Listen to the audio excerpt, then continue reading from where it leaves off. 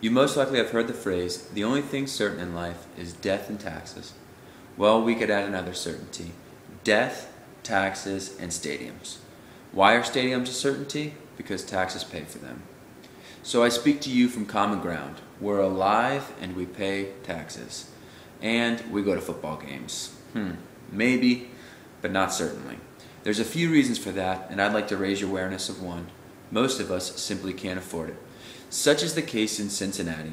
In September 2011, Business Weekly published an article listing Cincinnati as the 7th poorest city in the country, based on 2010 data that 30.6% of the people live in poverty. While the city has certainly fallen on some tough times, they do have a couple things to be cheerful of. They do love their Bengals. But do their Bengals love them? I'd hope so. According to research by Harvard University professor Judith Grant Long, $555 million of public money funded building the team's stadium. Well, if the Bengals and their NFL partners are thankful, they sure have a very funny way of showing it. The average single-season ticket costs $72. Be sure to bring your binoculars, a full stomach, and some extra cash, as you'll pay $20 to $50 just to park. But don't put that wallet away too fast. When you get in the stadium, the generous folks at Anheuser-Busch are happy to welcome you with a beer for just another $8. Too much? Maybe. Maybe ask some of the Bengals to help you out. They should be able to. Forbes magazine online reported the team's annual revenue to be $236 million, with 118 of that million paying just the players each year. Something tells me those players aren't in that 30.6%.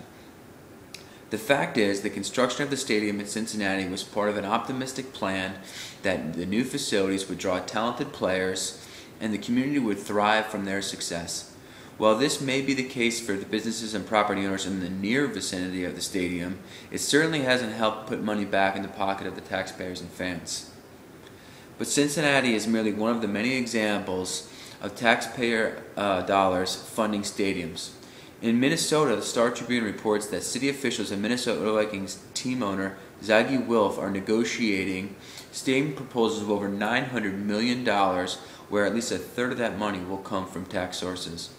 While the Miami Herald recently reported that a couple Florida lawmakers are demanding that teams return millions of taxpayer dollars for failing to comply with a state law that required facilities be used as homeless shelters on the nights where there is no event. In that article, Florida Senator Michael Bennet was quoted in saying, "We have spent over $300 million supporting teams that can afford to pay a guy $7, $8, or $10 million a year to throw a ball 90 feet. I think they could pay for their own stadium." While it's encouraging to know that some officials have the public in mind, it's discouraging to see teams seek max profit not just from their fans, but from the public that supports them without choice. Even more discouraging is seeing more and more public aid programs cut because of denied state funding, while 70,000 members of the community pack into stadium, their taxes paid for, while they pay ridiculous prices to teams that claim it's all about the fans. It's a simple concept, really. To quote a famous sports movie, if you build it, they will come.